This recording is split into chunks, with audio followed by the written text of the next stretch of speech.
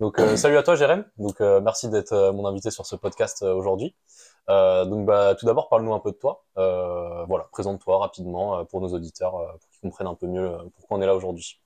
Ok, ben moi c'est Jérémy Verrier. Merci de m'accueillir pour ce Oui. podcast. Bon, c'est chez moi, Ouais, c'est plus toi qui m'accueille, mais, mais mais dans l'idée, ouais. merci en tout cas de me permettre de faire ça.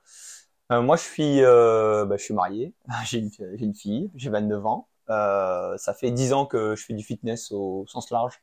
J'ai un peu fait de tout, donc bodybuilding, powerlifting, haltérophilie, escalade. Pour moi c'est dans le fitness aussi. Ouais, enfin, Ninja, entraînement sportif en voilà, entraînement général, quoi. sportif un peu Ouais, individuel on va dire. ouais, Ninja et street workout aussi, j'en ai beaucoup ouais. fait. Et là maintenant là j'ai un gros attrait pour le bodybuilding depuis le début de l'année et je coach d'ailleurs des personnes dans le bodybuilding depuis c'est très récent hein, mais voilà. Donc j'ai une petite Ok. un petit boost de confiance et de connaissances qui ont Ouais, fait que je pouvais me permettre de faire ça et surtout j'ai trouvé quelque chose envie que de j'adore. partager aussi ta passion, je pense, qui pousse à faire ça. Ok. Bah si pour les gens qui me connaissent, s'ils commencent à me parler de fitness, ça peut être long. Oui, ça peut être très très long. C'est pour ça qu'on Voilà. va essayer d'être assez synthétique aujourd'hui, de pas faire de redites, etc., pour que ce soit agréable à écouter aussi. Et donc on va partir tout simplement sur le premier sujet. Le premier sujet, ça va être notre parcours sportif en général. Donc là, c'est vraiment un peu en mode story time. On vous explique comment on s'est retrouvé dans le sport, qu'est-ce qu'on a fait comme sport, etc. Et du coup, bah, je vais te laisser commencer. Comment t'es arrivé dans le sport, quel sport t'as fait dans ta jeunesse, même maintenant. Voilà, vraiment, tu nous racontes ta vie de sportif, on va dire. Ok. Ben, plus jeune, on va dire avant 18 ans, je faisais des sports collectifs. J'ai commencé par le football vraiment, vraiment très jeune, et après le basket. Ok. Et j'étais jamais passionné de sport. Hein. Clairement, c'était pas quelque chose qui résonnait en moi, qui animait quoi que ce soit. Quoi. C'était C'était, en mode loisir, quoi, vraiment. bah en Enfin, fait, quand tu faisais foot, basket, c'était loisir, tu oui, vas au club et. puis c'est la famille un peu classique où bah faut faire du sport. Hmm. Donc je faisais du sport, mais j'avais jamais trouvé le sport qui m'animait, quoi, qui me donnait envie vraiment Ok. de me dépasser, quoi. Je me suis jamais vraiment senti athlète, en tout cas dans ce que j'ai fait plus jeune, quoi. Ok. Et après, vers les 19 ans, j'ai une petite envie. En fait, j'ai dit que j'avais un attrait pour le bodybuilding qui était récent, mais c'est relativement faux parce que en fait, c'est vraiment à 19-20 ans où je me suis trouvé trop maigre. C'était aussi simple que ça. Moi, je faisais 20 kilos de moins. Attends, même plus. 25 kilos de moins, Tu je te crois souviens qu'aujourd'hui. tu te souviens de ton poids et ta taille quand t'as commencé ou pas? Moi, c'est Bah, un truc que je me souviens, tu vois, par exemple. ok, bah, moi, c'était un 79, ça n'a pas bougé. Mais Ok. par contre, je faisais, clairement, je crois que je faisais 60 kilos. Ok. 60-62, je crois. Ouais, donc un Ouais. poids de corps moins 20, quoi, à peu près. Moins 23, ouais. Ouais, ouais. Je fais, Ok. moins 22, pardon. Je fais Ok. 84 aujourd'hui. Ok. Enfin, par rapport à ta taille. Genre, poids de Ah corps oui, moins pardon. 20 quand Excuse-moi. t'as commencé, ouais. Genre Oui. 1m79, 60 kilos. Ok. Ouais. Ouais. Donc bien skinny, quoi. Ok, ouais. Bien skinny. Et puis, en fait, ça m'a donné envie de changer, tout simplement. Et surtout, quand j'ai rejoint l'école d'ingé, donc l'école d'ingénieur en 2014, c'était il y a 9 ans, bah, c'était moi qui étais moteur sur le fitness parce que là, j'avais trouvé un truc qui me passionnait. Et au Ok. final, bon, c'est un peu bizarre à dire, mais c'était moi, faut croire. Ouais. C'était en tout cas pour mon physique. Et vraiment, j'ai pris ce goût-là et je me suis surtout intéressé à toute la culture autour du physique et notamment beaucoup sur YouTube et Mm. sur ce qu'on pouvait trouver sur les forums, jeuxvideo.com, Ouais, musculation, nutrition. et puis ouais, c'est ce que Et j'allais dire, un peu 2014-2015, c'était un peu l'âge yeah. d'or du fitness, genre sur YouTube, le début, les trucs comme ça, ouais, les vidéos de motivation, Bah, ouais. on avait au tout début Thibaut InShape et tout ça, même si j'ai jamais été partisan du contenu, même si maintenant au contraire je le respecte tout à fait. C'est juste que j'étais un peu un jeune con avant, donc je critiquais facilement les gens. Mais j'avais beaucoup Clarence Kennedy, pour ceux qui connaissent, qui est un Ouais. haltérophile qui est ça n'a aucun sens, il est irlandais, mais ça n'a aucun sens ce qu'il faisait. Frank Young, c'était un peu bizarre, c'était psychédélique, bodybuilding un peu Mm, bizarre. Rich Piana, ouais. après. Donc ça, c'est vraiment le bodybuilding un peu Ouais, pareil, moi je me une souviens belle époque, tu les vois. vidéos motivation en mode prise de masse, t'es en train de manger ton riz, t'en peux plus, tu regardes la C'est ça. vidéo et ouais, ouais, Et puis carrément. les entraînements de bras de 12 heures, qui n'ont Ouais. aucun sens. Mais Ouais. bref, enfin, tous ces Ouais, trucs-là, c'était devenu un mème ce truc-là de 10 hour c'est arm ça. workout et tout. Ouais, Avec ouais. 24 checkers Ouais, ouais, c'était dans la ça. séance. Oui, c'est ça. Oui, ouais, aussi. Oui, c'est ça. Ils prenaient les shakers après les séries. Enfin, ouais, parce qu'ils voulaient vendre ça. Ouais, ouais, je me souviens. Et donc ça, et après j'ai découvert un peu, surtout Reddit aussi. Reddit niveau fitness, c'était très intéressant. Et j'ai eu beaucoup de programmes en fait qui m'ont été donnés un peu en surfant sur le web. Et j'ai Ok. pu tester beaucoup de programmes, ce qui a été aussi un peu un défaut parce que j'ai fait beaucoup de programmes hopping, c'est-à-dire que je suis passé d'un programme à l'autre sans laisser le temps à un programme de vraiment me faire évoluer. Et mais ouais, c'était une belle époque et c'était vraiment voilà, j'avais gagné 10 kilos très rapidement. Enfin, tu deviens vite, ton corps il change Ouais. énormément. tu prends confiance en toi. Ouais, puis ça fait une sorte de cercle vertueux, ça te motive à continuer parce que tu vois les résultats, etc. Voilà. Donc ça a commencé comme ça jusqu'en 2017 et après j'ai fait un peu de powerlifting, mais très brièvement. Et j'ai aussi testé l'haltérophilie et le crossfit que j'ai oublié de parler aussi. Donc tous ces trois-là, c'était un peu mélangé. Je faisais des séances un peu au pif. Tu vois. Okay. Vraiment, il n'y avait pas de structure, mais je testais un peu tout. Mais j'ai beaucoup progressé en termes de technique sur les exos d'haltérophilie et de powerlifting, etc. Donc c'était cool. Et après, je me suis vraiment spécialisé dans le street workout où là, j'ai quand même passé bien 4 ans dans le street. Et j'ai quand même fait quelques figures sympathiques, tu vois. J'arrivais à taper des planches. Je me souviens des planches, ouais, c'est ce que j'allais dire. J'arrivais à taper pas des full planches, mais des straddles, tu vois. J'arrivais à taper des petits trucs sympas. Et à la fin, en 2021, le plus récent, on va dire, c'était 2021-2022. C'est là où je me suis inscrit pour Ninja Warrior et j'ai fait une prépa spécifique Ninja Warrior avec monsieur, le coach. Ouais, c'était intéressant ça aussi. Et puis j'ai fini donc à l'émission et donc c'était super cool, très belle expérience. Donc c'est la première fois où je me suis dit, mais en fait, je peux peut-être devenir vraiment un athlète, quoi.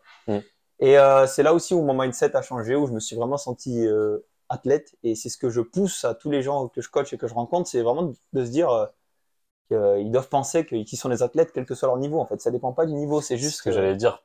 Il faut faire la diff entre athlète et athlète de haut niveau. Tu peux très bien être un athlète investi dans sa pratique, etc., mais ne pas avoir un très gros niveau. Et ouais, c'est hyper intéressant comme point de vue. Ouais. Puis ça te permet de créer des bonnes habitudes, quoi. Ouais, clairement. Et après ça, là, ben là, ça fait depuis février que je fais du bodybuilding et récemment, ça fait 2 mois que je fais du running aussi, parce que j'ai le marathon de Paris en avril.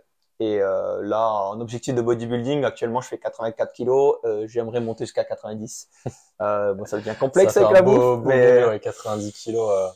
Voilà. En fin de prise de masse, 90 kilos, et après tu fais une sèche en mode ou... En gros, par là, ouais. Là, je n'ai pas encore vraiment tout établi, mais c'est vrai que c'est, je sais pas, c'est un chiffre rond qui me... Ouais, genre tu veux pas rester à 90 kilos, quoi. Tu veux y monter et peut-être après, genre redescendre un peu. Et par rapport à ça, j'ai une philosophie où j'ai pris un modèle. Donc là, en l'occurrence, c'est Baki, dans le manga éponyme. Baki, donc. Et il a un physique vraiment abusé, quoi. Et puis c'est le physique que je veux viser. Je sais pas forcément qu'il est réaliste parce que forcément c'est dessiné, mais c'est juste que c'est une motivation qui est extrinsèque et qui me permet de me dépasser, tu vois, au quotidien. Et je sais pourquoi je m'entraîne.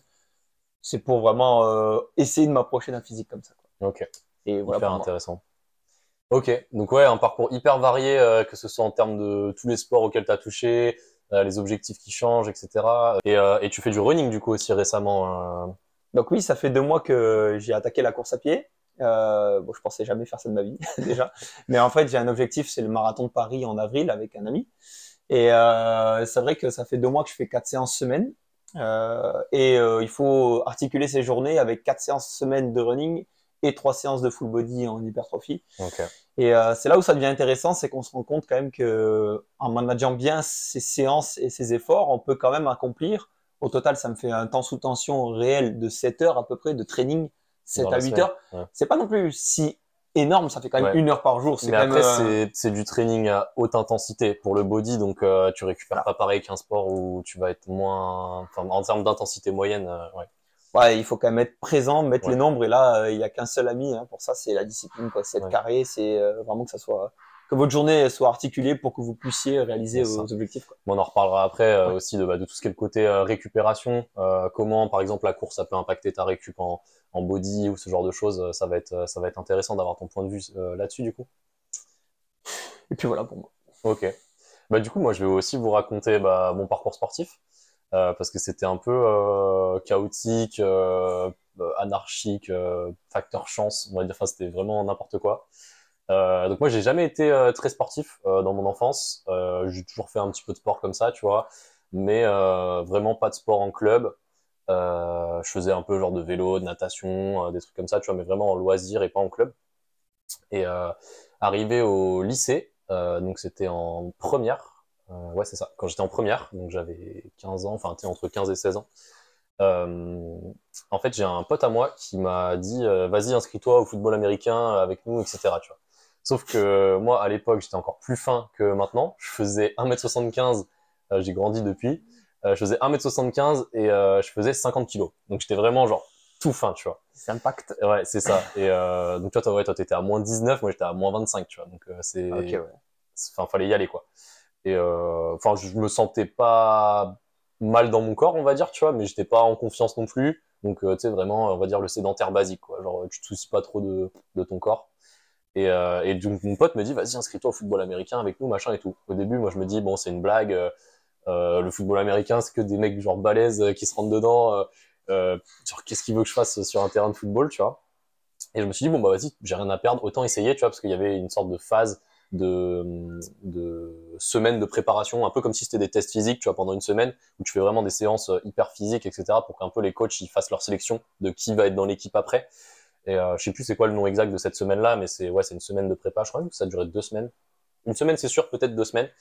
Et en fait, du coup, bah, ça testait vraiment ton mental parce que c'était le genre de séance où t'enchaînais les sprints avec des chaises lestées. Tu sais, tu te mettais contre la barrière du stade avec genre 2 poids de 20 kilos sur les cuisses. Le dernier qui lâchait, enfin, le premier qui lâchait, c'était la honte.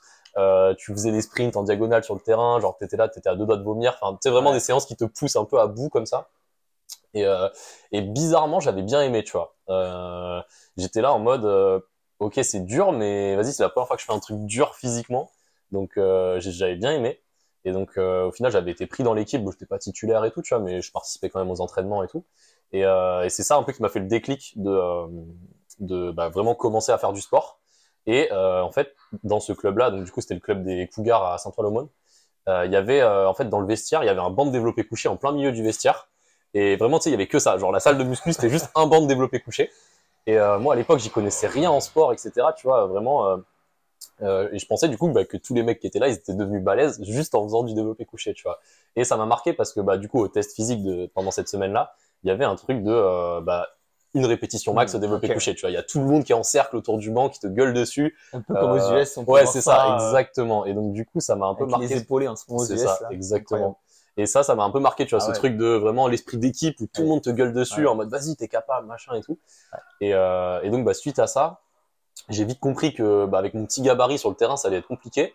Donc du coup, en fait, je me suis intéressé à la muscu en mode, je me suis dit bon bah faut que je prenne du poids, faut que je prenne du muscle pour être plus performant dans le football américain. Enfin, même si je savais pas si j'allais aimer le football ou pas, tu vois, je me suis dit bon, même d'un point de vue intégrité physique, tu vois, histoire de pas me faire casser en deux, faut que j'arrive un peu plus solide sur le terrain, quoi. Et donc du coup, bah, c'est là que j'ai commencé la muscu et en fait, j'ai acheté un banc de développé couché à Decathlon parce que du coup, j'étais un peu matrixé par le banc de développé couché de la salle, enfin du De toute vestiaire. façon, on sait bien que la prise de masse, c'est que les pecs, quoi, C'est au ça, début. exactement. Bah, C'est en vrai, que- tu vas rigoler. Mais et donc du coup, donc j'avais le petit banc Decathlon, machin, j'avais une barre. Je me souviens de mon max quand j'avais fait les tests, c'était genre une rep à 50. Ok. Ce qui était pas dégueu parce que Bah, genre c'est au poids c'était du corps. ouais c'est ça, une rep au poids du corps. C'est vraiment pas Mais mal. ouais, enfin j'avais jamais fait de développé couché avant, etc. Bah après je faisais un peu de trucs genre en mode pompe traction et tout Ouais. au poids de corps, tu vois, en mode au parcours santé, tu vois. La Mais PPG. ouais, voilà, c'est ça exactement. Genre j'étais pas non plus sédentaire, mais j'étais Ouais. pas sportif non plus, quoi. Et donc ouais, donc voilà, je commence un peu la muscu à l'aveugle, j'y connais rien. Je faisais genre 4 séances de pec par semaine. Tu vois, genre mes séances, c'était, je crois que j'étais tombé sur le forum super physique, un truc comme ça, qui vantait je crois que c'était le 10x10 Ok. à l'époque. Ouais, je crois que c'était des séances comme ça, genre Méthode 10, bulgare, je ouais, crois. 10 séries de 10 au développé couché. Et je le L'horreur. faisais genre 3 ou 4 fois par semaine, tu vois. Vraiment, je faisais lundi. Ouais, non, mais vraiment, je faisais lundi, Le bah, volume. lundi muscu, mardi repos, mercredi muscu. En fait, je faisais genre un jour sur deux. Attends, tu faisais 400 reps de développé Ouais, couché ouais, par semaine. mais vraiment, je Super. faisais C'est génial. je faisais que du développé couché et des abdos, tu vois, en mode des crunchs, vraiment.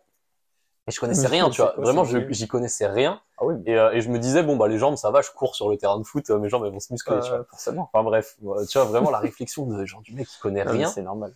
Et donc, du coup, bah, j'arrive à la fin de, bon, ça a duré que vraiment très peu de temps parce que je me suis très vite renseigné, etc. Je pense que ça a duré même pas un mois, tu vois. Et après, j'ai commencé à voir que, bah, fallait déjà travailler tous les muscles. Ça paraît bête, mais, bah, ouais, tu fais les jambes, tu bricoles un rack à squat, tu fais un peu de soulevé de terre. Ouais, je faisais des fentes aussi, beaucoup de fentes. Squat, soulevé de terre, fente, vraiment la base. Et voilà, en gros, donc je commence la muscu, voilà, dans mon garage, etc. Je fais bah, du coup les 2 ans de lycée, première terminale. Et du coup, bah, j'ai bien progressé parce que du coup, bah, les 2 ans, tu sais, en plus c'est le genre là où t'es en pleine puberté, t'as toutes tes hormones, machin et tout, donc t'es vraiment au max. Et du coup, j'arrive à 72, 73 kilos pour 1m80, enfin genre 79, tu Belle vois. En gros, j'ai un peu progression, hein. grandi, mais 22 kilos. ouais, c'est ça, genre. Mais j'ai grandi aussi sur la route, donc Ouais, mais bon. je pense que j'ai dû prendre à peu près 15 kilos, vraiment legit. Tu vois, si j'avais pas grandi, j'aurais pris à peu près 15 kilos. Et bon, après, bien sûr, il y avait du gras hein, dans les 15 kilos, c'était pas 15 kilos de muscle sec. Mais voilà, tu vois, je commençais à avoir un physique où je me sentais mieux, même sur le terrain, Ouais. etc. Tu vois. Et Ouais, ta confiance en toi et ton estime de ouais, toi, c'est elle ça. monte aussi. Je me sentais plus athlétique, plus Ouais. fort, plus, tu sais, genre j'étais là, tu vois, en Ouais. mode vas-y, c'est bon, c'est fini l'époque skinny, tu vois. Maintenant, j'étais pas genre hyper musclé, mais j'étais bien dans mon corps, on va dire, Tu sais, tu vois. ça a mauvaise publicité, mais vraiment pour la santé mentale, pour moi, ça fait partie des choses qui sont très importantes d'aimer l'image que tu dégages dans ton miroir, tu vois. Ouais, c'est ça, Et ça, exactement. s'aimer soi-même, ça fait partie de Mm, mm. la base pour du développement personnel et d'un esprit sain, tu vois, Ouais, puis d'avoir, ça te crée une sorte de dynamique. Genre, tu te dis, t'es bien dans ton corps, donc t'es bien dans ton esprit, et puis après, ça ah, t'as t'intègre, envie de soulever des montagnes, ouais. ouais, ça t'intègre des bonnes routines dans ta vie en général, tu vois. Genre, tu commences à mieux manger parce que Ouais, tu veux prendre de la masse, tu tout à veux pas fait. devenir non plus hyper gras. Ouais, tu t'intéresses aussi à la récup, bien dormir, etc. Enfin, vraiment, je trouve, Hmm. ouais, cercle vertueux. Ouais. Et donc voilà, après la période football, ça a duré que le lycée. À la fin du lycée, j'ai arrêté. Et en fait, à la fin du lycée, je me suis dit, bon, bah, qu'est-ce que je fais comme étude, tu vois? Parce que j'étais complètement perdu, parce que moi, j'ai fait bac S, sciences de l'ingénieur. Et j'avais des bonnes notes parce que j'étais bon en cours, mais pas parce que j'aimais bien ça. Et je me suis dit, bon, bah, école d'ingé, ça va me saouler parce qu'on va faire que des trucs en mode algorithme, programmation, tout ça. Enfin, j'avais cette image-là un peu, tu Ouais. vois. Donc, je me suis dit, bon, ça va me saouler, j'ai pas envie de faire ça. Je voulais pas faire de prépa non plus. Enfin, prépa, que ce soit médecine, école de commerce, machin. Parce que je me suis dit, bon, bah, maintenant, j'aime bien le sport, ça prend une part importante dans ma vie. Si je vais en prépa, je vais devoir sacrifier le sport.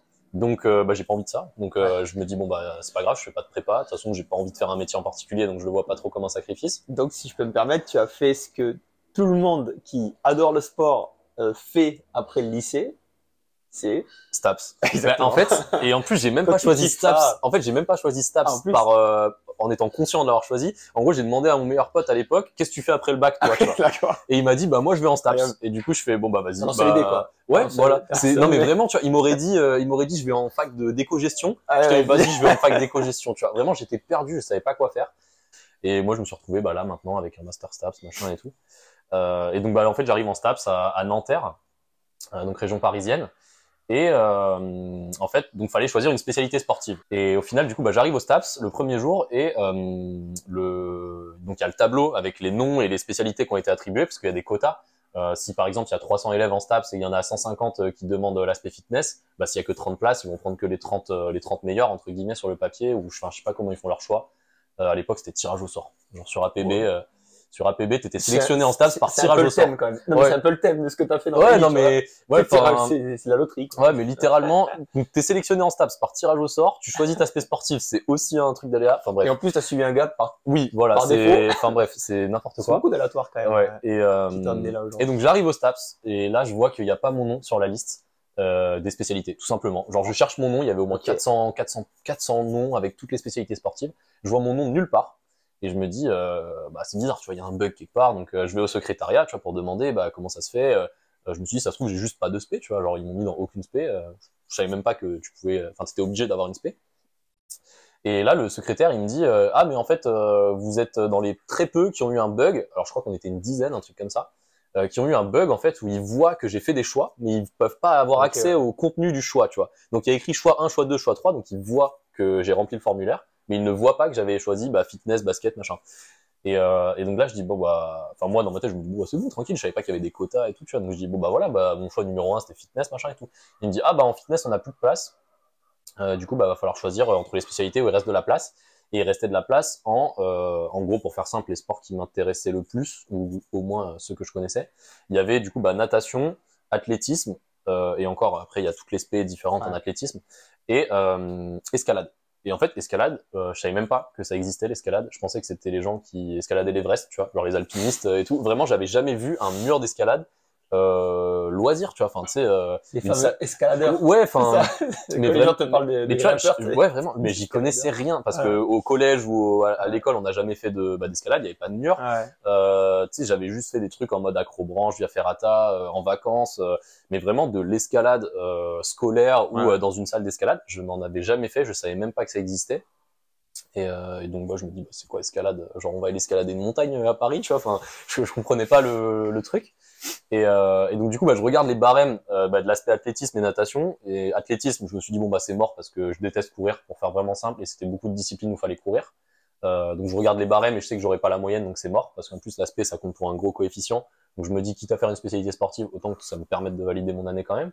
Concours de circonstances, le tout premier cours qu'on a eu en STAPS, c'était un cours de... Alors ils appelaient ça un cours de jeu. Littéralement, on a joué à chat, tu vois. Genre, on a joué à chat, la balle aux prisonniers et tout, mais c'était pour avoir le côté pédagogique, de comment modifier les règles d'un jeu, ça fait travailler tel ou tel aspect pédagogique, etc. Donc c'était hyper intéressant comme cours. Et du coup, bah, en plus, c'était des jeux, donc c'était hyper cool d'assister à ce cours-là. Et à la fin, du coup, bah, je vais voir le prof et je lui explique ma situation et tout, bah, pour avoir des conseils, tu vois. Je me dis, bon, faut que j'aille voir au moins quelqu'un qui connaît quelque chose, pas comme moi, tu vois. Et donc le prof me dit, ah bah ça tombe bien parce que bah, c'est moi le prof de spé escalade. Donc en fait, ils font différents cours dans le STAPS. Bah écoute, là, l'aspect escalade, c'est mardi. Donc je me souviens, le premier cours, bah, c'était un lundi, logique. Et donc du coup, bah, c'était le lendemain et il me dit, vas-y, bah, viens essayer. Les barèmes, ils sont accessibles en gros. Même pour un débutant, etc. Parce qu'il y avait une part de pratique, une part de théorie. Enfin, j'abrège un peu les détails, mais il me dit, en gros, si t'es un minimum investi, tu peux t'en sortir, tu vois. Tu vas pas avoir genre 6 sur 20, même si t'es investi, quoi. Et donc, du coup, bah, j'y vais le lendemain. Et en fait, du coup, bah, c'était le mur d'escalade de la fac. C'était un mur de difficulté qui faisait à peu près, je dirais, une douzaine de mètres, tu vois. C'était pas hyper haut, mais c'était bien haut quand même, surtout quand tu connais pas, tu vois. Franchement, je suis tombé in love de l'escalade, tu vois. Vraiment, j'étais là en mode, waouh, mais en fait, c'est trop bien. T'es là, vraiment, dès la première séance, j'ai adoré. Et donc, ouais, vraiment, j'ai adoré. Et là, je me suis dit, bon, bah, ok, j'ai bien fait de choisir STAPS. J'ai bien fait de choisir l'aspect escalade. Et let's go, j'y vais à fond. Mais quand je te dis en mode j'y vais à fond, c'est genre dès le lendemain, je regardais déjà des trucs sur Internet en mode entraînement en escalade, etc. Vraiment en mode matrixé où vas-y, faut que je me fasse un programme d'escalade. Exactement. Mais vraiment, le shift, il s'est fait en une semaine, tu vois. Vraiment, en une semaine, je suis passé de je ne connais pas l'escalade à genre je veux faire de l'escalade. Comme un grimpeur. Bah, je m'identifiais pas encore comme un grimpeur, mais je me suis dit, ok, maintenant l'escalade, c'est mon sport. Tu vois. Okay. Et du coup, bah après, il s'est passé ce qui s'est passé, enfin mon parcours en STAPS. Et du coup, bah depuis ce jour-là, j'ai pas arrêté. Donc là, c'est le début de ma 6e année, si je dis pas de bêtises. Ouais, c'est ça, début de ma 6e année, à peu près, ouais. Et en gros, c'est ma 3e année d'entraînement, genre vraiment sérieux, où je fais quasiment que ça. Tu vois, avant, bah du coup, il y avait plein de sports à côté avec le STAPS, un peu d'entraînement hybride entre guillemets. Et puis surtout le début du coaching. Ça t'a fait découvrir aussi une passion, mais que t'avais envie de transmettre aussi. Ouais, c'est ça aussi. Et j'ai toujours eu un peu ce truc de, bah, en fait, à partir du moment où je suis rentré en STAPS, je me suis dit, je veux faire coach sportif. Je me suis dit, bon, bah, ok, j'aime bien la muscu. Enfin, à l'époque, du coup, c'était la muscu. Il y a enfin, voilà, je veux être coach de muscu, en gros. Tu vois, quand je suis rentré en STAPS, je suis pas non plus allé à l'aveugle en disant, bon, bah, qu'est-ce qu'il y a à la sortie, tu vois. Je me suis dit, bon, il y a ce truc-là où j'aime bien la muscu, je peux être coach de muscu, etc. Et donc, du coup, après, bah, ça a shifté un peu vers coach d'escalade. Et voilà, bah, du coup, je me suis retrouvé là, aujourd'hui, à faire ce podcast avec toi. Ouais, et puis pour les gens qui te connaissent, et puis je pense qu'ils connaissent même un passionné, quelle que soit sa discipline. Je pense que quand tu es vraiment au paroxysme de ta passion, que tu es vraiment, c'est le chose qui t'anime le plus. La première chose que tu as envie de faire, c'est d'en parler à tout le monde. Ouais, et puis de le transmettre aussi. Tu as même envie d'orienter toutes les conversations vers ton sujet. Et ce qui est bien avec le fitness, au sens large, c'est que en fait, tout le monde est intéressé par ça. Ouais, c'est le ça. Public, il est infini. Bon, on passe au point suivant, du coup. Allez. Donc, le deuxième point, c'est, bah, du coup, on va un peu plus parler de toi. Enfin, je vais beaucoup plus te laisser la parole. Du coup, tu te considères un peu comme un athlète hybride, si on peut dire ça comme ça. Oui, c'est ça. Et du coup, bah, comment un peu tu le définis pour les gens qui seraient pas trop familiers avec ce terme-là d'entraînement hybride? Alors, en athlète hybride, en fait, il y a plusieurs déjà personnes qui sont un peu piliers de cette démarche-là. Je suis pas celui qui a inventé le concept, loin de là. On a des gens comme Nick Bare qui fait bodybuilding et endurance. On a des gens comme Fergus Crowley, il s'appelle, qui a fait un deadlift de 500 pounds, donc c'est 227 kilos. Et en même temps, un mile en moins de 5 minutes, donc 1 km 6 en moins de 5 minutes. C'est des grosses perfs, c'est 18,5 km. Je me souviens, c'était un truc du style courir un mile en 4 minutes, c'était impossible. Enfin, à l'époque, ils pensaient ça et du coup, les gens, ils se battaient vraiment pour battre ce truc de... Après, 4 minutes, c'est l'élite de l'élite. Là, on parle d'athlètes qui développent... En fait, qu'est-ce que c'est qu'être hybride? C'est développer plusieurs qualités physiques. Donc là, en l'occurrence, moi, ce qui m'intéresse aujourd'hui, c'est l'hypertrophie et l'endurance. Fergus Crowley, c'est plus la force et l'endurance. Ok. Et après, il y a encore même un mile. Ça se pose la question si c'est l'endurance ou l'endurance de force. Enfin, on est vraiment sur des filières énergétiques. Limite, c'est plus, moi, je le vois plus comme une performance athlétique que comme de l'endurance ou, enfin, ça requiert tellement de trucs en même temps que... Par contre, ce mec-là, court aussi des 100 miles. Donc Ah oui, 160 d'accord. km. Ouais, Là, on ok. est sur de l'endurance Ouais, genre pure et ultra dure, trail. et surtout du mental, quoi, du Ok, psychologique. ouais. Donc oui, donc c'est entraîner deux qualités en même temps. Et comment ça peut se présenter dans un entraînement classique, c'est que il va falloir bien comprendre que on ne peut pas optimiser à 100% l'hypertrophie et l'endurance en même temps. Mm. Ok, Ouais, on fait ouais. des choix, on fait des concessions. C'est ça. On ne peut pas être ultra performant en endurance et ultra performant en hypertrophie, En même temps, ouais. sachant qu'en plus, on va forcément prendre de la masse. Et quand on voit des physiques du coureur le plus Les élites, classique, ouais, élite, ouais. c'est Hyper sec. certes le body fat il est très très bas, Ouais. mais c'est surtout leur poids de corps Oui. est très très bas, quoi. Ouais, c'est ça. Et clairement au niveau esthétique, moi ça ne m'attire pas. Donc Ouais. en gros, moi l'idée c'est que c'était un peu un défi, tu vois, le marathon à la base, c'était pas quelque chose que j'avais prévu de devenir hybride aussi tôt dans ma pratique de l'hypertrophie vraiment avancée, parce que je voulais vraiment être avancé en hypertrophie avant d'attaquer autre chose. Ouais. Et là, pour l'instant, moi, je me considère toujours comme intermédiaire dans cette pratique-là. Mais au final, j'ai une opportunité avec le marathon de Paris en avril. Ouais, ça te avec met un pote. objectif très temporel. Donc voilà, ça t'a motivé, quoi. Je suis arrivé, feuille blanche, je connais rien au running, j'ai déjà couru, mais je connais rien du tout au running, même aux principes qui font qu'une programmation est réussie en running, etc. Ouais. J'ai 7 mois de prépa, faut que je la pose, quoi. Ouais. Donc, pour poser ces 7 mois de prépa, je fais un énorme tableau Excel, je fais que ça, de toute façon, des tableaux Excel. Et donc, toute ma prog est sur un tableau Excel et tout est programmé pour 7 mois. C'est-à-dire que là, je suis en autopilote jusqu'au marathon. Okay, ouais. Donc, tout est programmé. Évidemment, je fais des changements mineurs, mais pas des changements majeurs. Ouais. Et après, j'ai pu caler aussi le bodybuilding et je me suis dit, alors attends, je viens d'une phase où je m'entraîne 5 fois semaine, à peu près 1 heure et quart par séance. Ouais. Comment je fais pour caler 4 séances de running, ce qui était optimal pour moi parce que mon objectif avec le running, c'était principal, c'est de ne pas se blesser.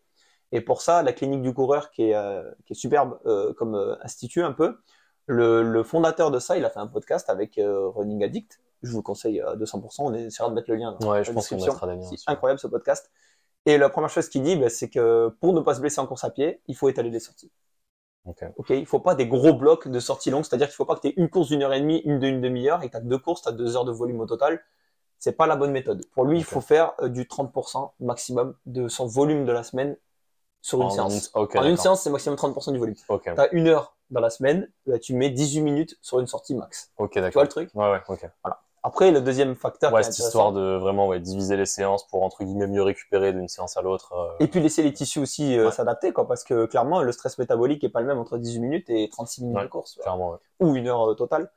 Et après, les autres éléments fondateurs de ma pratique du running, c'était le 80-20. Je sais pas si tu es familier avec ça, mais en gros, tu as 80% d'entraînement d'endurance fondamentale de zone 2 et le 20% où c'est du speed work, ça s'appelle l'endurance un peu. Enfin, c'est pas on travaille plus des filières plus axées sur la puissance et la vitesse. En tout cas, c'est exactement le même principe qu'aux tractions lestées. C'est-à-dire que ta traction au poids du corps, t'en fais 10 au poids du corps. Ouais. Ok, ou t'en fais une au poids du corps, on s'en fout. C'est un certain pourcentage de ton maximum. Ouais. Si ton max, au lieu d'être 20 kg, demain, c'est 40 kg de lest que tu arrives à rajouter, mais ta traction au poids du corps, elle paraît plus simple. Ouais, c'est ça. Exactement le même principe avec le running. Tu arrives à courir plus vite. Quand tu cours plus doucement, c'est plus facile. Ouais, normal. Tu vois, c'est exactement le même délire. Et donc, tu gères ta pratique comme ça. Et après, ça m'a créé donc 4 séances grâce à ces préceptes-là que j'ai fait. Donc, 3 séances de sortie en zone 2, une longue et 2 courtes, et une séance de fractionné long. Voilà. Donc ça, c'est mon running. Ouais, après, partie body du coup. Voilà, on ajoute le body à ça, qui est quand même une des qualités. Je les recherche en presque équivalente, mais même pour dire vrai, je recherche plus l'adaptation de l'hypertrophie dans mes sessions que de l'endurance. Tu vois, ça m'intéresse plus l'hypertrophie en ce moment que l'endurance. Parce que les objectifs d'endurance de courir un marathon, je ne pense pas que j'ai besoin de mettre 100% de mon énergie dans le marathon, dans la prépa pour faire un marathon. Pour arriver à ton objectif. Ouais. Je pense que je peux y arriver à un objectif de sub 4, donc moins de 4 heures, en regardant mes séances comme ça et en mettant un peu l'effort. On va dire que je mets 60-70% d'effort sur le body. Tu t'es pas dit dès le début, je vais faire un objectif hyper ambitieux en course et ça va impacter mon body plus négativement. Si j'avais un objectif genre moins 3h30, quoi. Moins 3h30, là, j'aurais carrément dû faire autre chose, quoi. Et donc, le body, c'est 3 full body. Alors, pourquoi le full body? Et moi, c'est ma philosophie d'entraînement et c'est surtout une philosophie qui est émergente sur des nouveaux créateurs de contenu sur Internet. C'est le principe de la feuille blanche, en fait, le full body.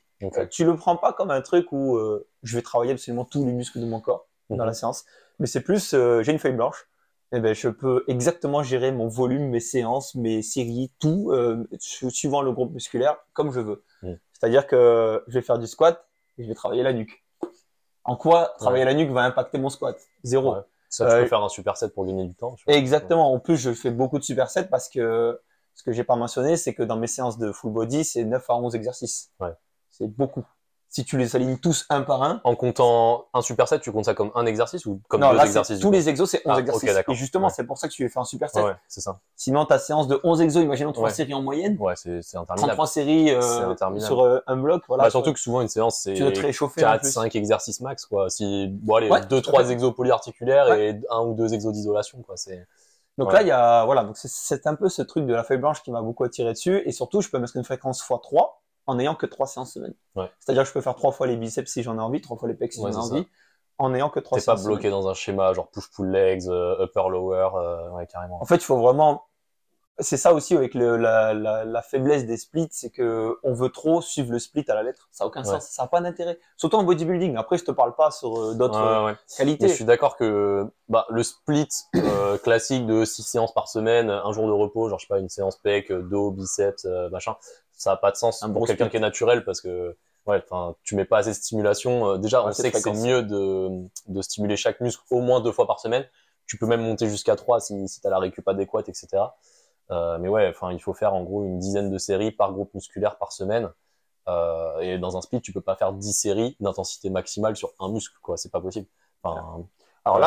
là, j'ai donné les points forts du full body. Mais il y a quand même des Et points faibles. il y en a beaucoup même, dans le sens où c'est très énergivore. Ouais. Ta séance, elle dure 1h30. Moi, elle dure 1h30. Mais c'est 1 heure et demie J'ai intense. 3 supersets, un trisett et des EMOM ou des, on va en parler un peu Ouais. après, des EMOM ou cluster sets.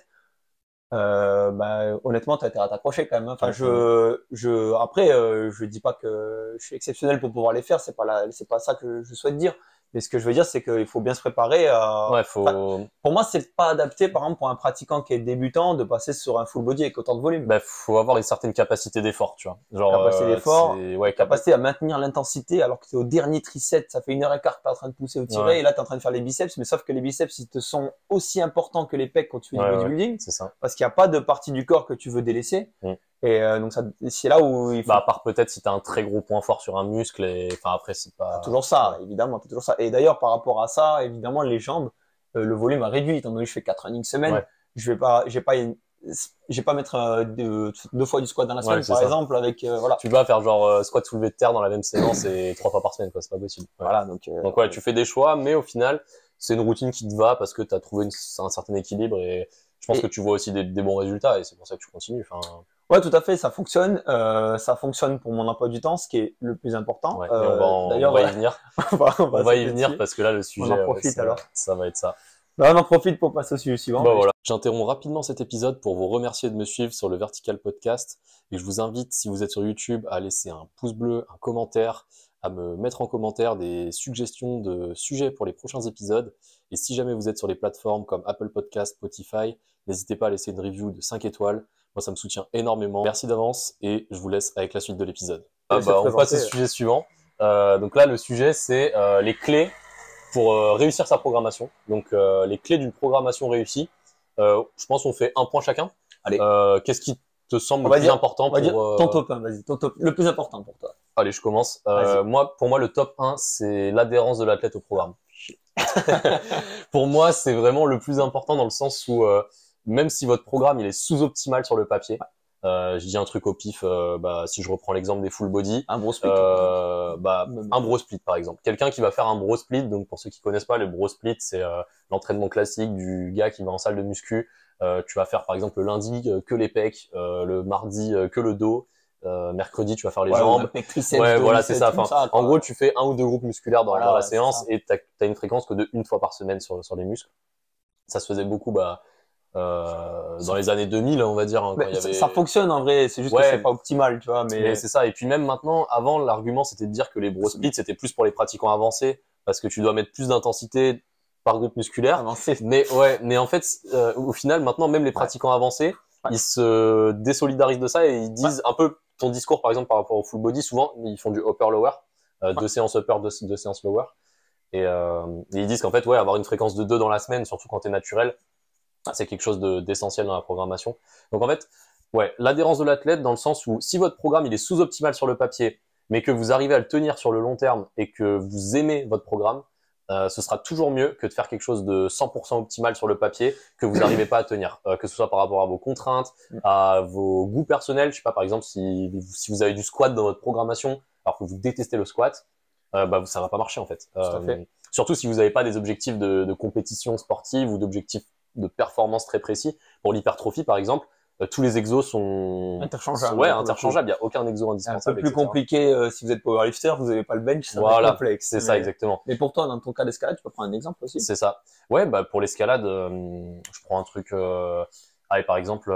Les blocages, ça t'insupporte. Imaginons que tu te sens vraiment pas Ouais. bien sur les blocages, même délestés. Bah les blocages, bah tu vois par exemple les blocages, tu peux faire des variantes de traction. Genre des tractions à deux bras, Par exemple. mais lesté, ou tu vas faire de l'isométrique par exemple. T'es pas obligé du tout de faire des blocages un bras. Tu peux même faire tes blocages un bras en étant pied au sol entre guillemets, donc vraiment bloqué et faire juste vraiment l'action de tirer, pas l'action de résister à la charge. En fait, il y a 10 000 variantes de chaque exercice et il faut pas s'acharner sur un exercice ou sur un schéma d'entraînement qui vous correspond pas. Voilà, c'était vraiment le plus important pour moi pour qu'un programme fonctionne. Ouais, moi je suis complètement d'accord avec toi sur le fait que c'est le point crucial. Moi, en deuxième point, parce que forcément c'est lié à ça, même si tu adhères à ton programme, que tu l'aimes, que tu le fais, mais si tu fais toujours la même chose, Ouais. tu auras un plateau. Au bout d'un moment, la progression va s'arrêter. C'est-à-dire que tu créeras pas un stress métabolique suffisant pour faire une adaptation quelconque, que ce soit endurance, force ou n'importe. Hein. C'est-à-dire que tu cours 2 heures par semaine, toutes les semaines depuis longtemps, mais ça va pas bouger. Quoi. C'est à la même vitesse et tout, évidemment. Et du coup, c'est bien parce que du coup, ça m'amène au point suivant. Le point suivant pour moi, donc c'est on va dire mon top 1 pour moi, parce que t'as pris l'adhérence, c'est la surcharge progressive. Voilà, j'allais y venir. Ouais. Et donc, pour une programmation réussie, il faut réaliser une surcharge progressive correcte. Et pour ça, qu'est-ce que ça veut dire? C'est, il y a plein de paramètres en fait sur lesquels on peut jouer. Et ce qui est intéressant surtout, c'est qu'on peut jouer sur certains paramètres qui sont un peu moins connus, mais connus, on va dire. Donc évidemment, il y a les répétitions, la charge sur la barre ou la charge au poids du corps, ou le délestage, ou n'importe, le nombre de séries. Mais il y a certains paramètres qu'on peut oublier, notamment la forme avec laquelle tu le fais, c'est-à-dire que des tractions, technique d'exécution, la technique d'exécution, tu vas taper 10 tractions classiques ou 10 tractions chest to bar, c'est pas pareil. Tu vas taper 10 muscle up au lieu de 10 tractions, ça change aussi le rapport. Même le tempo, par exemple, genre rajouter des phases d'isométrie dans les mouvements. Exactement, si tu arrives à faire 10 tractions un jour et que dans 3 semaines après, tu arrives à faire 10 tractions 3 secondes de négative, t'es plus fort. La question ne se pose même pas. Tu vois. Exactement, ça n'a rien à voir. T'es vraiment plus fort. Et dans l'idée aussi, ce que tu peux définir aussi comme important dans les surcharges progressives, c'est la densité. Donc ça, je sais pas si c'est un concept qui t'est familier. Le tonnage, tout simplement sur la séance. Alors, moi, c'est pas ça que j'entendais par densité. C'est plus, imaginons, tu vas demander à un athlète de faire 50 tractions au total, ok? Et qui peut répartir comme il veut. Bon, tu feras pas ça, je pense, dans tes prods, mais on sait jamais. En gros, je lui dis, par exemple, là, t'as 50 tractions à faire en 10 minutes, par exemple. T'as le temps que tu veux, tu dois faire 50 tractions. Ah, ok, d'accord. Le gars, la première fois, il met 5 minutes. La deuxième fois, il met 4,30. C'est des bonnes perfs déjà. C'est des bonnes perfs. Et la troisième fois, il fait 4 minutes. Mais en fait, tu as augmenté la densité de tes répétitions. Donc, en gros, sur une échelle de temps plus réduite, tu as fait autant de répétitions. Donc, théoriquement, c'est mieux. Oui, c'est mieux. Et c'est une progression aussi. C'est un facteur de surcharge progressive. C'est ça. Et la forme aussi, j'entendais aussi la façon dont tu fais l'exo. C'est-à-dire que tu peux faire aussi 10 reps en ayant fait une espèce de 8+2. Je vais me faire comprendre. C'est que 8 reps, elles étaient ultra strictes. Et les 2, c'était un peu du body English, on appelle ça. Donc, c'est-à-dire que tu as tiré avec ce que tu as pu. Ouais, c'est ça. Tu fais 10 tractions, mais tu en as fait 8 parfaites. Et 2 avec un petit keeping. Semaine d'après, tu fais 10 tractions parfaites. Ouais, c'est ça. Et c'est une surcharge progressive. Ouais, ça. Et tu vois, le truc, c'est qu'il y a vraiment plein de facteurs sur lesquels tu peux jouer. Et c'est pour ça qu'il faut être un peu intransigeant avec soi-même. Et pour les coacher, on vous regarde. C'est écrire dans les notes comment ça s'est passé et filmer. Filmer. Retour vidéo, il n'y a pas mieux parce que la vidéo, elle ment pas, en fait. Si vous faites un keeping sur les 2 dernières reps, ouais, mais en fait, je l'ai vécu aussi, ce truc de se mentir à soi-même et de dire, bon, bah voilà, par exemple, là, j'avais 5 tractions à faire à 30 kilos. Ok, j'ai réussi mes 5 tractions, mais si la dernière, j'ai fait un keeping de zinzin pour réussir à la faire, est-ce que j'ai vraiment fait mes 5 reps à 30 kilos? C'est ça, tu vois. Pour moi, oui, mais tu as fait un 4+. Hein. Et pour moi, tu dois noter 4 plus une à la temps. Quel compte? Moi, c'est ce que je note, tu vois. Je note 5 reps, dernière vraiment dégueu sur la technique, par exemple. Tu vois. Et ça compte. Et si la semaine d'après, tu te retrouves à faire 5 reps clean, tu as fait une évolution. Exactement. Et une surcharge progressive, ouais. Ouais, donc ça, c'était le point 2. Je te laisse faire un point 3. Point 3, moi, je mettrais... alors ça va être plus pour la partie athlétique, on va dire, mais c'est vraiment cycler son entraînement. Faire des phases de Tu vois, par exemple, si je prends le body pour l'hypertrophie, faire des phases de, entre guillemets, capacité ou, comme tu disais, bah, de densité, puis après, bah, des phases où tu vas être un peu plus focus sur la force. En fait, ouais, c'est ça. Vraiment Ok. shifter un peu le focus de son entraînement. Ok. Pas tout le temps être dans l'optique de, par exemple, je prends l'exemple typique en bodybuilding, toujours être entre 6 et 12 reps, par exemple. Tu vois, tu Ouais. te dis, toute l'année, tu fais du D'accord. 6-12 reps sur les mêmes exos, etc. Hmm.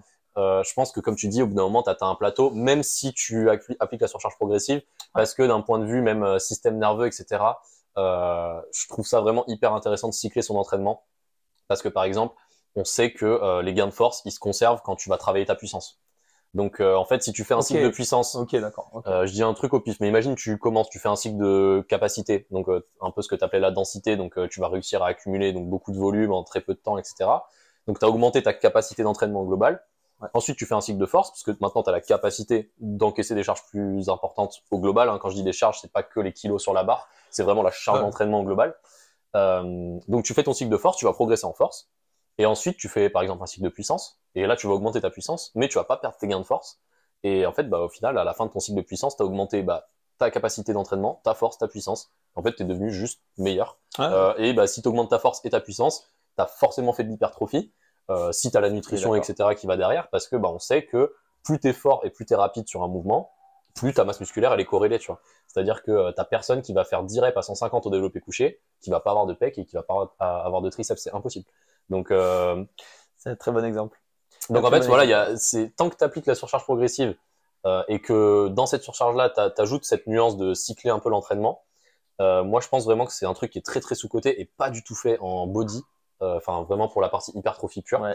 Et je pense que vraiment, ouais, cycler son entraînement, peu importe le type de cycle, hein, ça peut être, je dis quelque chose au pif, mais ça peut être juste un cycle de force par exemple sur le développé couché, si tu as un point Alors, faible pec par exemple, et garder tout le reste sur le même format.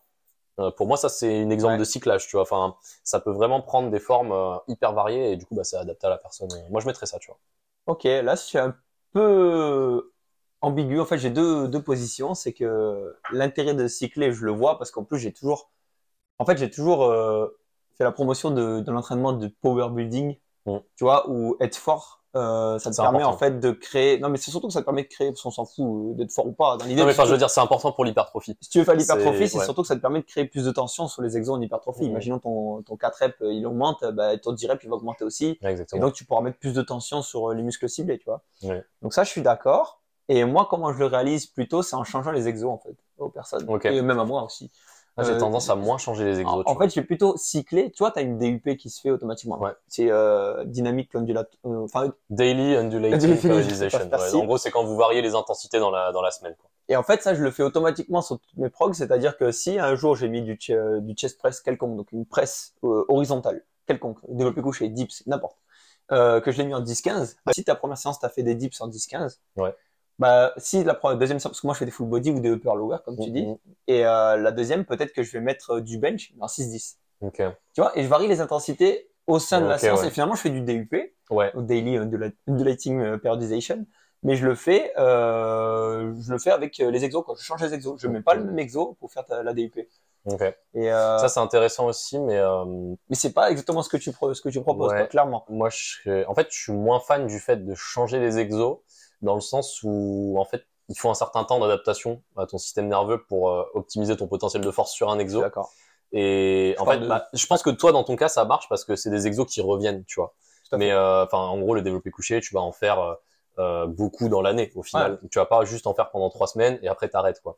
Et c'est ça, je pense, le piège aussi, c'est que si vous changez tout le temps d'exercice, mais que vous gardez pas une base d'exercice solide dans votre programme, true story. ben, on est sur, comme tu dis, du programme hopping Tout à et fait. en fait, vous n'avez pas le temps d'adapter votre système nerveux au nouvel exercice, donc vous n'avez pas le temps d'optimiser votre potentiel de force sur l'exercice, donc bah, vous faites moins de gains de force, moins d'hypertrophie, même moins de puissance. Enfin, en fait, vous n'avez même pas le temps d'optimiser votre potentiel en fait sur l'exercice. Donc, je suis Mais d'accord avec ce que tu dis, mais ça marche entre guillemets seulement si les exos ils reviennent de manière récurrente dans ton programme. Tu vois, si par exemple tu fais juste des fentes pendant 3 semaines et qu'après plus jamais de ta vie tu fais des fentes, bah ça n'aura servi à rien, quoi. en gros, pour Alors, finir, c'est juste que ce que j'avais pas fini de dire, c'est qu'imaginons que tu fais du couché 6-10, du 10-15 dips, et tu vas te retrouver à faire un écarté couché ou un haltère incliné ou j'en sais rien, tu vois, n'importe quoi. mm.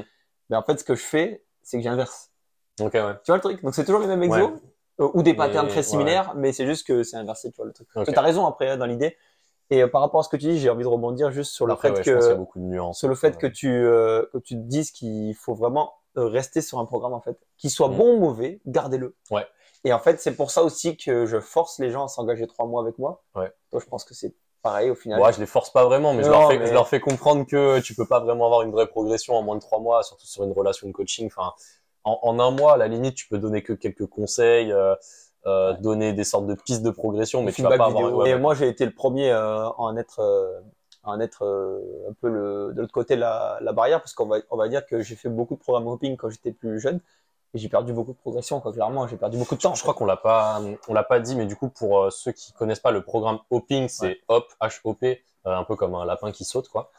C'est quand vous changez de programme hyper souvent. Par exemple, je sais pas, vous faites un programme d'un youtubeur connu pendant 4 semaines, puis les 4 semaines d'après, vous faites un autre programme d'un autre mec que vous avez vu sur Insta. Et en fait, vous changez vraiment votre programme à 100% de mois en mois, par exemple. Souvent, souvent les gens, ils durent un Ouais. mois à peu près. Et Ouais, c'est ça, c'est c'est ce que je faisais, moi, en vrai. Et le dernier point que je voulais soulever par rapport à une programmation réussie, donc on en a 3 là, Mm. et le quatrième, c'était l'intensité. Donc ça, je l'ai Ouais. appris très tard. Ouais, et ça, c'est un truc Ce aussi. Ouais, en concept-là. coaching, j'insiste vraiment dessus sur le fait Mais de savoir forcer. tu as essayé de me le C'est- faire comprendre Ouais. qu'on était en coaching ensemble et je n'étais pas prêt à le comprendre. Ouais, Mais ouais, c'est hyper dur. il faut bien comprendre que mettre de l'intensité, c'est un skill. Ouais. D'accord? C'est une compétence. Ça s'apprend, et je suis Ça totalement s'apprend d'accord. Ouais. et c'est Ouais, pas quelque chose que vous arriverez à faire du jour au lendemain, clairement. Mm. Et vous ne pouvez même pas, en fait, au début, dans le début de ta pratique, tu pourras même pas, en fait, aller à une intensité élevée. ouais, c'est ça. Parce que tu n'en es pas capable. Tu Mais- n'es pas capable d'avoir une résistance à la douleur et à l'effort aussi Ouais. qui te permet d'avoir Mais une... moi, ce que je dis aux personnes que j'ai en coaching, c'est que même si tu as l'impression que t'es pas en train de forcer à 100%, moi, je fais ce geste-là parce que souvent, c'est sur l'exemple des tirages sur les doigts. Même si tu as l'impression que t'es pas à 100% d'effort, Ouais. bah, si ce jour-là, tu as vraiment donné ton max et que bah, tu pouvais pas tirer plus de newtons sur la prise, bah, c'est que c'est quand même ton max, tu vois. Donc, il y a cette notion de t'as donné ton max, entre guillemets, t'es à l'échec, mais t'as l'impression d'être à RPE 5 sur 10 parce Ouais. que t'es pas fatigué après l'effort, tu vois. Mais t'as quand même forcé à ton max ce jour-là. Et ça, c'est super dur aussi à faire comprendre, entre guillemets, que tu peux mettre tu peux mettre beaucoup d'intensité sur un exercice, mais ne pas forcément ressentir de grosse fatigue, tu vois. Par rapport à l'intensité, ce que je veux aussi faire comprendre, c'est que vous avez des gens comme Sam Sulek. Est-ce que tu connais Sam Sulek? De nom, je Alors, connais. c'est un mais, youtubeur je vois pas trop fitness, son en gros, contenu, qui est dopé, mais qui fait que C'est pas celui qui mange l'hypertrophie. Il est n'importe très- quoi et. Alors oui, il y a ça Ouais, en prise ok, de masse, D'accord. Ouais. mais c'est surtout qu'il est très connu pour plusieurs choses. C'est son authenticité en quelque sorte. C'est qu'en gros, tu es dans sa voiture avec lui, il te raconte, il te dit, bah, aujourd'hui, je vais faire les pecs, tout ça. Enfin bref, il te raconte sa Ouais. vie un peu. Et il fait une séance, sauf que Tous les exos. vous regardez Ouais. une seule vidéo de ce mec-là, vous allez vous dire, c'est un miroir en face, ça me Ouais. dit, mais je fais rien en fait. Ouais. Je suis même pas en train de m'entraîner. Ouais, Alors, je dis pas c'est ce qu'il faut faire, parce que clairement, c'est un mauvais exemple. Lui, il est Ouais. dopé, il peut récupérer beaucoup plus vite. ouais, c'est ça. Vous pouvez pas aller à l'échec sur toutes vos séries, c'est impossible. Ça, tu vois, D'accord, c'est. aller vraiment à l'échec musculaire sur Ouais. toutes les séries, ça a pas de sens niveau nerveux. Bah déjà, le vrai Alors, échec musculaire, il existe Non, même pas. c'est l'échec je précise, nerveux, ouais. je précise, parce qu'en gros, c'est surtout, je précise que ça dépend des exos. Ce que Ouais, je ouais. dis est vrai pour du polyarticulaire pour moi. C'est-à-dire que tout ce qui est développé couché, squat, traction, tout ça, je programme jamais de l'échec. Ouais. Ok, je programme il reste une rep ou Oui, il le reste programme zéro RPE rep, 9 sur mais 10. ouais. En gros, tu en as eu une demi, tu pouvais continuer Ouais. encore un peu à tirer, t'es pas arrivé à l'agonie Ouais, totale, c'est ça, mais etc. t'es pas en mode tu bloques à la moitié de ta traction et t'arrives pas à finir, quoi. Alors, Genre, pourquoi? Ben, c'est parce que ces exos génèrent beaucoup trop de fatigue. Polyarticulaire, trop de fatigue. Nerveux, Le ouais. problème, c'est que ça fume toute la séance d'après. Parce qu'il Ouais. il faut l'encaisser après les 1 heure qui Ouais. te restent, quoi. Et par contre, sur l'isolation, en bodybuilding, en tout cas, et peut-être Ouais. que tu me rejoindras aussi pour l'hypertrophie, parce Ouais, qu'à mon je avis, pense, vous le ouais. faites. Enfin, pas pour l'hypertrophie, pardon, pour l'endurance de force, choses Ouais. comme ça, vous le faites. C'est là, par contre, d'aller à l'échec total. Ouais. C'est-à-dire que sur les curls, je vais aller à l'échec à chaque série, Ok. quoi. Chaque rep. Chaque série, pardon, sera fait à l'échec. Ouais. je Et l'endurance pense- de force, quand même, vous êtes pas loin. Hein. Ouais, bah Ou l'endurance faites de des force, c'est 7-3, clairement des ça. trucs comme Ouais, ça. des 7-3, tu vas clairement à l'échec, hein. Ouais, Ouais. tout ce qui est un peu endurance, etc. De toute façon, bah, Mais c'est de l'hypertrophie aussi, ouais, un peu, tu bah, vois. c'est de genre, l'hypertrophie parce que t'as un stress métabolique Mais qui oui, est énorme. c'est pour ça, Et, c'est pour ça. ouais, non, mais je suis Et complètement ça, d'accord. mais Ouais. c'est l'isolation surtout de Ouais, l'avant-bras. ouais, c'est ça. Et c'est ça qu'il faut comprendre. Ouais, Et par contre, tu le feras pas aux tractions. Ouais, c'est ça. Tu peux pas. Comment tu veux dire Bah, un ou gars de alors faire 3 fois 10 ou alors tu peux, mais par exemple, enfin, si je prends mon exemple, moi, si je fais ça, c'est que je le fais au poids de corps, et mon poids de corps, c'est genre 50% de mon max, quoi. Donc, Ok. c'est Ouais. de l'endurance de force, comme tu dis. Ok, Enfin, ouais. c'est vraiment, Oui, à la limite, tu fais une série max. Oui, c'est ça. En fait, 3000 d'orpo, une série max. faut que le facteur limitant, ce soit le facteur physiologique. Faut pas Ok, que tu ouais. te dises, le facteur limitant, ça a été mon système nerveux, tu vois. Ah, Et ok, du coup, ouais. bah, souvent, pour être sûr que le facteur limitant, c'est le facteur physio, c'est que en gros, bah, vous êtes dobé, vous arrivez Intéressant, plus à ouais. fermer le bras, Ok, etc. Mais tu te reposes 30 secondes, tu arrives à refaire une traction. Tu vois. ok, ouais. Alors que vraiment, l'échec nerveux, c'est par exemple, tu vas faire ta répétition en traction à 50 kilos, tu vas être proche de l'échec. Si je te laisse moins d'une minute de récup, t'es incapable de Ouais, refaire la ok. rep. Là, c'est vraiment 100% système Ouais. nerveux, tu vois. Ok, intéressant. C'est un moyen de faire la diff entre échec musculaire entre guillemets et échec nerveux, Ouais. qui est assez palpable en fait. C'est juste voilà, si c'est nerveux, tu t'essayes de refaire l'exo direct après, tu n'y arrives pas. Alors que par exemple les suspensions, bah tu vas réussir à te suspendre quelques secondes de plus, tu vois. Et ça me fait Ouais. penser à un dernier point par rapport à l'intensité. C'est que j'en suis arrivé à un stade. Après, je suis pas avancé, attention, je suis intermédiaire. Je suis pas en train de vous dire que voilà. Je suis arrivé à un stade où chaque séance me fait peur. Toutes mes full body me font peur. Dans le sens où Ah, je ok. suis à la limite de ce que je peux réaliser. Ok. Je suis quand même tu vois, je marche sur une crête en gros. Et si vraiment Ouais. j'ai pas En fait, l'énergie pour le faire, ça va être très dur de réaliser ma séance avant dans ta les séance, trucs. tu sais qu'il y a Je moyen suis que tu sois à stressé. l'échec sur ta Je suis séance, stressé, quoi. ouais. C'est ouais. Parce qu'elle est dure. Et Ok. honnêtement, en hypertrophie, je vous conseillerais d'avoir ce feeling-là. Et même, en fait, je pense que vraiment pour toi, Bah même en si t'as pas préparation peur de physique, ta hein. Ouais, ouais. séance, c'est qu'elle est pas à ta hauteur. Ouais, Tu vois c'est le truc? ça. Je C'est le pense même que ça principe. dépend des cycles et tout, mais ouais, je dirais, ouais, surtout des séances de développement, Ouais. de la force, de Quand t'as du l'endurance et 7-3 tout. dans ta Ouais, séance, ouais. tu flippes. Ouais, non, T'es pas bien. t'es pas bien. T'es pas bien. Franchement, la veille, t'es pas bien, tu dis, oh, j'ai pas envie d'aller à l'entraînement demain et tout. Ouais, ouais, non, Moi, tu vois, clairement. là, je te dis l'exemple, ben, je sais que demain, ça va être des dips en EMOM. Tu vois, j'ai un EMOM 4 à 50 kilos de lest. Ben, Mm. je sais que là, je vais y penser. Tu vois, ce soir, je vais y penser. Tu vois, Ouais. c'est comme ça, en fait. Et je pense que vraiment, le jour où vous arrivez à cette étape-là, où vous avez peur de vos séances, c'est que vous avez réussi à mettre de l'intensité dans Ouais, vos séances. c'est Pour ça, moi, c'est ça. exactement. Ça, c'est un bon indicateur, Ouais. je pense. On passe au point suivant. Point suivant, du coup, ça va être le surcoté, sous-côté. Donc, le premier point, c'est la connexion cerveau-muscle. Allez, on fait 1, 2, 3. 1, 2, 3, surcoté. Surcoté. Ok, vas-y, je te laisse commencer. Bah, en Pourquoi c'est fait, surcoté selon toi? honnêt- Attends, d'abord, qu'est-ce vas-y. que c'est la connexion Ouais. cerveau-muscle pour Ok. ceux qui connaissent pas? En gros, c'est quand tu fais un exercice, imaginons que tu vas taper des tractions et que ton but c'est l'hypertrophie dorsale en quelque sorte, tu vas essayer de bien sentir tes lats quand tu tires. Ouais. Donc tes lats c'est Les dorsaux. Ouais. les dorsaux, merci, les grands dorsaux. Donc tu vas essayer de vraiment ressentir le muscle qui travaille. Alors, j'ai dit surcoté. Après, c'est uniquement de l'empirisme. C'est-à-dire que je n'ai aucune preuve, je n'ai rien, Ouais. j'ai pas de papier, j'ai rien, j'ai que des personnes que j'ai vues, dont j'ai vu s'entraîner et moi-même. Moi, j'ai jamais réfléchi à qu'est-ce que j'activais quand je faisais un exercice. Ouais. Je sais qu'un exercice est censé activer certaines choses. Je sais que suivant des limitations suivant les positions que tu empruntes, tes limitations en termes de mobilité, etc. Ben, il peut Ouais. plus ou moins mettre l'accent sur certains exos. On va prendre l'exemple des fémurs courts là au squat là où Ouais. tu peux squatter vraiment le Ouais. dos long, enfin, Ouais, le dos corps long. long, le tronc long, Ah, la Tian Tao, un fémur peu. court. Tu mets tout dans les quads Ouais, en c'est gros, et t'as le gars qui à l'inverse, ben il met tout dans la chaîne postérieure. Ouais. Donc évidemment, c'est à prendre en compte dans une réalisation de bodybuilding. Ouais, vraiment le point de vue purement biomécanique, quoi. Genre, Voilà, mais après demander à quelqu'un de bien sentir, bon, s'il sent pas son biceps quand il fait un curl, il y a un problème. Bah, mais tu vois, moi, je pense que c'est même pas important de sentir son biceps parce que si tu fais un Ouais, curl et voilà, que c'est de c'est l'isolation, c'est forcément ton biceps qui est mais activé, voilà, tu vois. c'est Genre, si tu vas pas le lever par l'opération du Saint-Esprit, l'haltère, tu vois. Donc, Vas-y, donne-moi ton point de vue. donc en fait, moi, je pense que ça dépend vraiment de. Déjà, moi, je trouve que c'est surcoté, clairement, la connexion cerveau-muscle.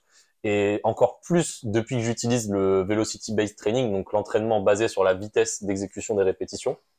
Parce qu'en fait, peu importe comment, entre guillemets, vous allez exécuter votre exercice, si vous avez une intention de vitesse maximale sur l'exercice, en fait, les bons muscles, ils vont forcément être recrutés à leur potentiel maximum en termes d'unité motrice, etc. Donc en fait, là, on reprend l'exemple du curl biceps. Si tu fais du tempo, machin, etc., vraiment très très lentement, ok, peut-être que sentir son biceps, c'est important. Mais si tu es vraiment en mode bourrin, tu lèves l'haltère le plus vite possible sur toutes les répétitions, en fait, juste ton biceps, il va s'hypertrophier à partir du moment où les répétitions commencent à ralentir de manière, Tout à fait. de manière non consciente, quoi. Donc, je C'est sais ça pas. qu'il fallait justement Ouais. mettre en avant par rapport aussi à l'intensité qu'on n'a pas mis tout à l'heure. C'est ça. Et C'est d'arriver à ce stade où les répétitions ralentissent en termes de vitesse. en fait, je pense la connexion cerveau-muscle, c'est utile seulement dans le cas d'un gros point faible musculaire. Je prends Tout par à fait. exemple le cas d'un point faible au pec. Si vous avez un point fort épaule, souvent c'est le schéma type, point fort épaule, point faible pec. En fait, je pense que c'est même pas une histoire de il faut sentir les pecs au développé couché. Je pense que l'histoire c'est ne faites pas de développé couché. Si vous sentez vos épaules sur le développé couché. Ouais. Et par exemple faites des écartés ou des mouvements de Walter. ouais, enfin voilà, où tu Des fais fois, aux Walter, ça peut haltères régler le problème. et Aux ouais, anneaux, ou... même des mouvements tu vois, enfin, des mouvements de compression en isométrie pour vraiment sentir ses pecs à fond. Enfin, je pense à la compression Ouais. plus par rapport à l'escalade. Ouais, bien sûr. Mais vraiment, enfin, les pecs, ils ont une action qui est vraiment de faire l'adduction du bras, tu vois. Donc, c'est pas que la poussée verticale ou horizontale. Enfin, plus horizontale. Et moi, pour ça, je vous Mais, conseillerais ouais. vachement l'entraînement aux anneaux pour ça, et notamment les pompes aux anneaux, et notamment les pompes lestées Ouais, aux anneaux. pompe lestée aux anneaux. Ouais, C'est une activation de pec comme vous avez jamais eu. ouais c'est ça, C'est sûr, exactement. c'est Mais surtout incroyable. si tu fais la petite rotation à la fin, Bah, obligé. t'es vraiment full pec. Très bon exo, très bon exo. Ouais, non, je suis d'accord. Mais ouais, pour moi, connexion cerveau-muscle, en fait, si vous mettez l'intention de vitesse sur vos exos, en fait, ça sert à rien de vous dire est-ce que mes dorsaux ils travaillent bien, est-ce que mon biceps il travaille bien. En fait, si les dorsaux et les biceps sont recrutés sur l'exercice, les deux ils vont s'hypertrophier. Après, compte tenu des leviers biomécaniques, etc., Voilà. bien sûr qu'il y a un muscle qui va prendre le dessus sur l'autre, mais ça c'est pas le critère numéro un de est-ce que ton biceps il va s'hypertrophier. C'est le choix de l'exercice par rapport à la biomécanique, puis après l'intention que tu mets dans l'exercice. Et voilà, pour moi, c'est clairement surcoté. Pas dit mieux.